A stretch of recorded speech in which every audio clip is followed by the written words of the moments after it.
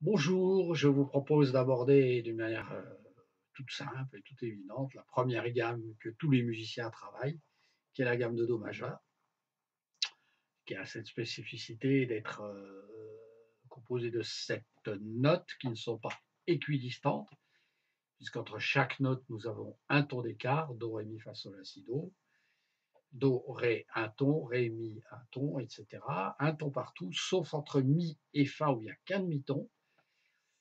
Et entre si et do, il n'y a qu'un demi-ton. Donc, pour se rappeler tout simplement que les notes qui finissent par i, derrière, il n'y a qu'un demi-ton.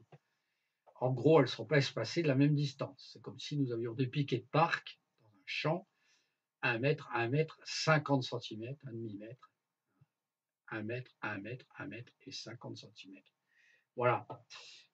Alors, ça c'est pour l'explication technique. Alors, sur notre guitare, on ne va pas rentrer dans les détails, on va tout simplement prendre la position. On va commencer déjà par la partie médiane, c'est-à-dire la partie intérieure qui part de Do. Je ne sais pas si vous connaissez votre accord de Do, qui va de Do là, Do sur la corde 5 et Do sur la corde. Je me repositionne un peu mieux. Voilà. Sur la corde 5 ici. Et ici, sur la corde 2. Donc pas les deux grosses et petites, mais juste en dessous et au-dessus. 3, 5, 1, 2. Nous avons le Do grave, le Do aigu. Donc cette partie centrale de gamme, on peut la travailler. On a Do, dessous à vide, Ré, deuxième Mi, troisième Fa, à vide dessous, Sol, 2, là, à vide Si et un Do. Alors, je récapitule. Do, Ré, Mi, Fa, Sol, La, Si. Une fois qu'on l'a, on le fait à l'envers. Do, si, la, sol, fa, mi, ré, do. Je lève bien les mains pour que vous voyez que la corde est à vide. Évidemment, quand vous jouez, là j'ai les cordes à vide, mais je ne lève pas tant les doigts.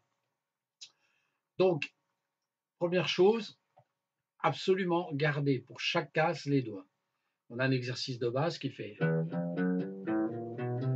vous permet de vous habituer à avoir toujours l'index sur la première case, le majeur sur la deuxième et le troisième ici. On verra qu'on pourra utiliser à terme le quatrième. Donc moi je vous enjoins déjà à travailler ce truc pour la main gauche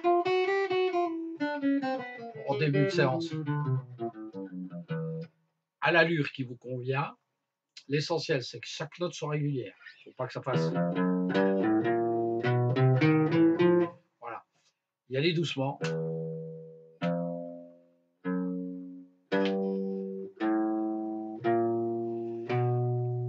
Plus on va doucement, plus on ira vite. Le seul moyen d'aller vite, c'est de savoir très bien doucement. Ça semble incroyable, mais c'est comme ça. Il faut s'habituer aux gestes les plus simples pour aller très vite. Un enfant qui apprend à marcher, il met un pas devant l'autre tout doucement, il apprend à se tenir debout, il prend patience, et après il peut aller très vite, il peut courir très rapidement. Le contraire n'est pas possible.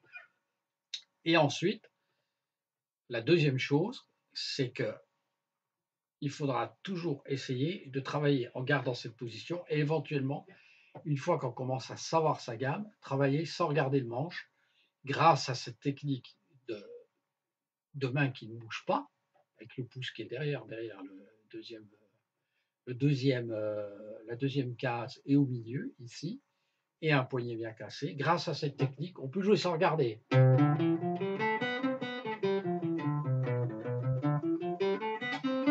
Si on fait ça,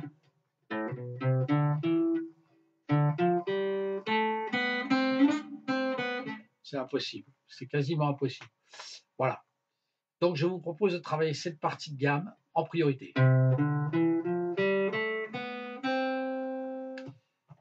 Après, je vous propose de travailler la partie supérieure ici, qui sert à faire des mélodies, la partie grave servant à jouer nos basses et à rentrer des phrases à l'intérieur de nos accords, des phrases de basse.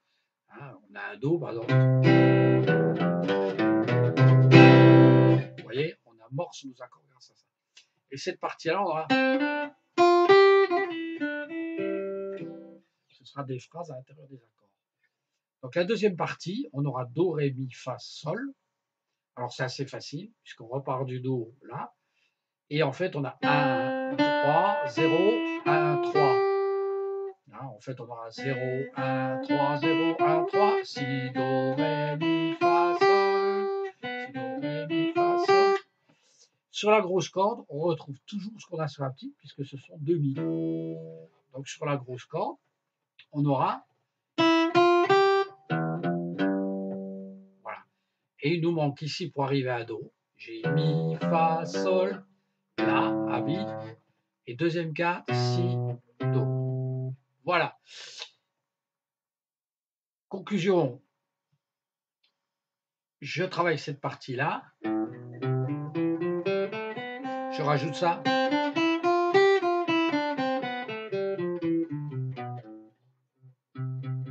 ok, et je rajoute cette partie-là. Chaque fois que je vais travailler mes gammes, je vais essayer de le faire en ayant une lecture parfaite. La deuxième chose que je vous propose de faire, c'est, avant de travailler des plans plus complexes de travail de gamme, c'est de travailler par 3. Do, ré, mi, mi, fa, sol. J'avance de 3, je recule d'une. J'en remets 2 de plus. Do, ré, mi, mi, fa, sol, la.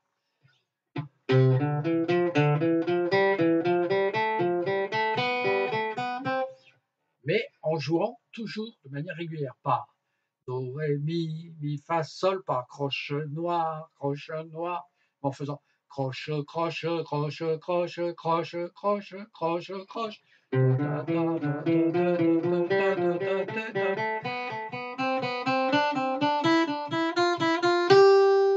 Voilà. Et inversement.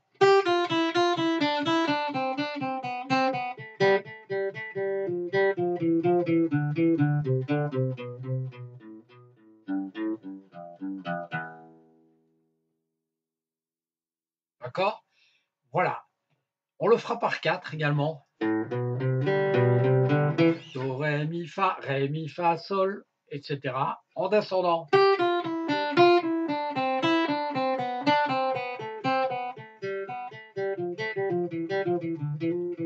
Etc., etc. Donc vous avez cette formule-là, les 2 formules suivantes, quand vous connaissez bien vos positions, et troisième formule, qui est par tierce, qui est entre les arpèges et la gamme, et qui consiste à jouer, à sauter une note, reprendre la note sautée, ressauter, reprendre derrière, ressauter. Donc do, ré, mi, do, mi, ré, fa, mi, sol, fa, la, sol, si. Do, mi, sol, fa,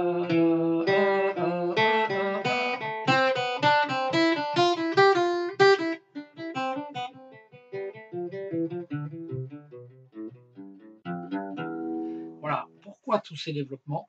Parce que ce sont des phrases que l'on retrouve dans toutes les 4 formules de phrases que l'on va retrouver dans toutes les mélodies de toute la terre entière. Si je joue à une autre, changer un petit peu d'ambiance, par exemple ma gamme de Do, elle est là. Hein.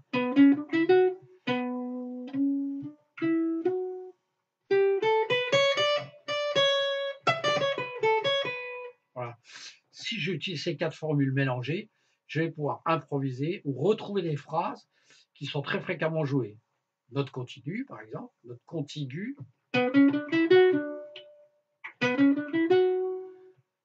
Je vais faire note continue, après je vais joindre une phrase où je fais par 3, par 4 et par tierce.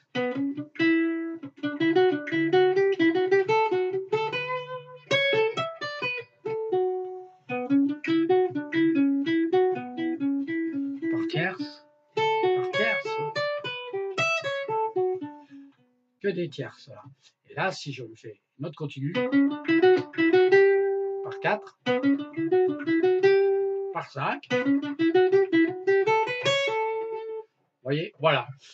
Vous retrouvez des tas de phrases que vous retrouvez dans pas mal de conditions. Et en plus, ça va vous développer la main et vous développer l'oreille par rapport à la gamme. Voilà. À terme, quand vous entendrez les phrases, vous direz ah, là c'est une gamme par tierce. Ah, là ça a l'air d'être une gamme par ton, etc. Vous retrouverez dans le développement mélodique de la phrase des doigtés typiques. Voilà. Et ça fait avancer très très vite à la fois l'oreille, la main gauche, la technique, etc. Pour la main droite, j'ai oublié, toujours aller-retour du médiator. Si vous jouez avec les doigts, l'aller-retour des deux doigts là, ici, soit en batterie qui viennent s'appuyer sur la corde supérieure, soit la deuxième technique classique qui consiste à les prendre comme ça et à libérer le pouce. Voilà, qui permet d'enchaîner sur des arpèges. Et là, qui permet de jouer la technique espagnole ou les batteries telles qu'elles sont définies en musique classique. Vous voyez, voilà. Ben voilà, je vous souhaite bon courage. Oui, le pouce, désolé, le pouce pour les 3 graves et les 2 doigts pour les petites. 3 aigus avec ça, 3 graves ou 2 graves avec le pouce. Voilà, bon courage. Et puis, ben voilà, c'est un travail quotidien de longue haleine, fastidieux, mais qui est applicable sur tous les types de gammes, puisqu'il y a